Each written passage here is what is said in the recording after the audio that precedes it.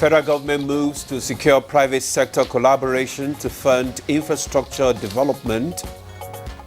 On the supply side, construction of houses will be funded. On the demand side, mortgages will be made available. And House Committee on Information describes infrastructural and technological development in the NTA as massive and encouraging. Short time, you've been able to put this place together to the level that it has found itself. I want to equally, on behalf of the chairman, congratulate you. African First Ladies resolve to push frontiers of Pan-Africanism and solidarity for development of the continent. When we all come together, we can make this continent what God has ordained it to be. And on Good Morning Nigeria today, we discuss issues in Edo State governorship election campaigns.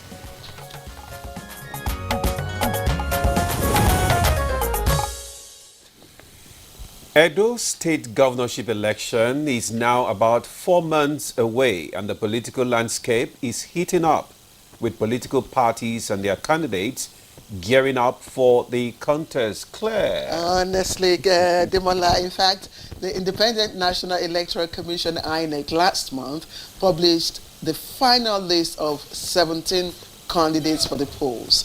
Now, campaigns for the election is already on and will end September the 19th. Now, ahead of the September 21st polls, which of course INEC has already indicated. Demola, what do you see? Well, this time around, Claire, we have one female contestant in the race. As the governorship candidate, right? Yeah. And 16 males are vying for the number 1 seat in Edo State. The Independent National Electoral Commission has announced that continuous voter registration in Edo and Ondo State will commence from May 27th to June 5th, 2024. Well, you said to me one female with so much, joy, and I could see. Thank you very much for empathizing with us. But that is just it's not. It's just a drop.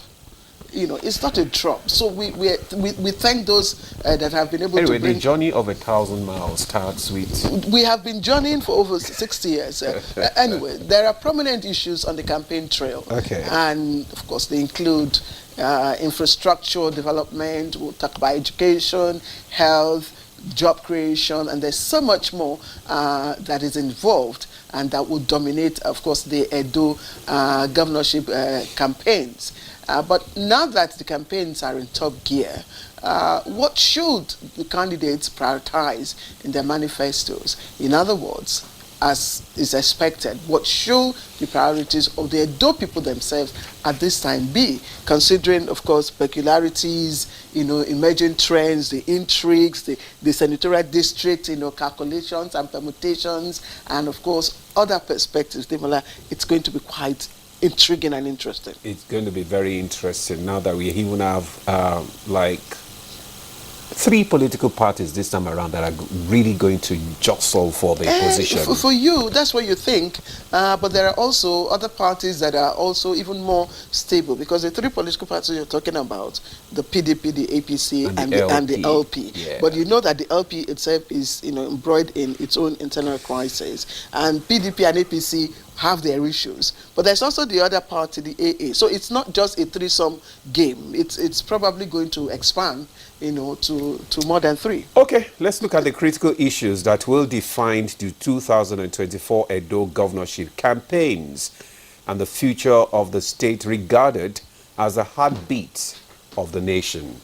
Welcome to Good Morning Nigeria. I am Ademola Adeoye. Now, Claire, take a deep breath before you introduce yourself. I will. Demola, such things, happen because we are humans. Okay, yeah, yes. I know. That's what I'm and telling you. That's what I'm advising that this time around, just take a deep breath and now introduce yourself. Go ahead. And by the way, my son's name is Ademola, so let me let you know, of course. Anyway, I am Claire Adelabu I was going to say, Abdul Razak. Thank you very much, Demola. And I lend my voice to welcoming you to today's program. Promises to be exciting, if you know what I mean, discussing issues that involve the heartbeat of the nation. And of course, this is the midweek edition, and we're reaching you live on the network service of the NTA. Chukwudoko Dugbaja will join us soon for the newspaper review. But for now, let's take you to the newsroom where Dennis Adegundoye is standing by for highlights of the morning news. Good morning, Dennis. Yes, good morning, Claire, and good morning, Ademola. Good morning, Nigerians. Here is the morning news. The federal government says it is fine-tuning plans on a policy to facilitate partnership with the private sector in order to generate improved funding for general infrastructure, with particular focus on the housing sector development. This was part of resolutions at the conclusion of the 11th meeting of the Federal Executive Council. On the supply side, construction of houses will be funded. On the demand side, mortgages will be made available so that those constructing houses have an outlet. And Nigerians who are saving so much by way of pension funds have the added bonus of access to affordable mortgages. Minister of Power Adebayo Adelabu is appealing to Nigerians to continue to support ongoing reforms in the sector, which he believes will bring about lasting solutions to various challenges hindering availability of constant power supply in the country. The minister was reacting to the ongoing protests by members of the organized labor unions demanding reversal of the recently increased tariff for power supply consumers, categorized under the Band A in the country. Acknowledging the inconveniences due to the cost implication of the tariff increase on Nigerians, the minister assured that the decision was necessary towards ensuring the desired improvements in the sector. And government has taken in their demand, and we are looking at it. The appeal again is that they should please not derail or distract our transformation plan. The United Kingdom has pledged to strengthen parliamentary collaboration with Nigeria in the area of women and girl-child well-being in the country. The British High Commissioner to Nigeria, Richard Montgomery, stated this during a visit to the President of the Senate, Godswill Akpabio.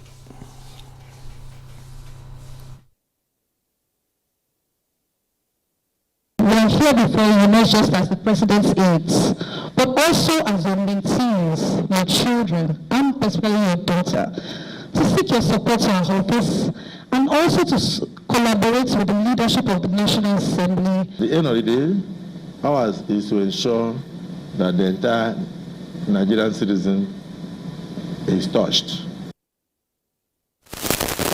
The Senate on Tuesday adjourned plenary in honor of late House of Representatives member Issa Dogonyaro.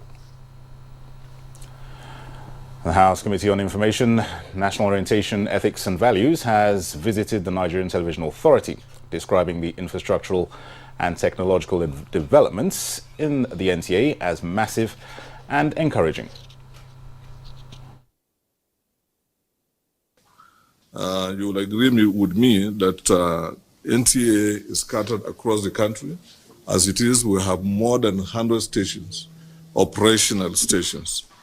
And we've also embattled or bedeviled with obsolete equipment and the changes in technology. And at your time, you've been able to put this place together to the level that it has found itself. We want to equally, on behalf of the chairman, congratulate you. African First Ladies, under the auspices of the Organization of African First Ladies for Development, OFLAD, have expressed strong resolve to push the frontiers of Pan-Africanism and solidarity for the development of the continent. This was at a farewell reception organized for visiting First Ladies after the successful launch of the We Are Equal campaign in the country. And I believe that, when we all come together, we can make this continent what is God has ordained it to be. If we come together, as everyone else has said, united, we can do a lot for our women and children, especially that. And those are the highlights of the news at this time. Good Morning Nigeria continues with Ademola and Claire after this commercial break. Please don't go away.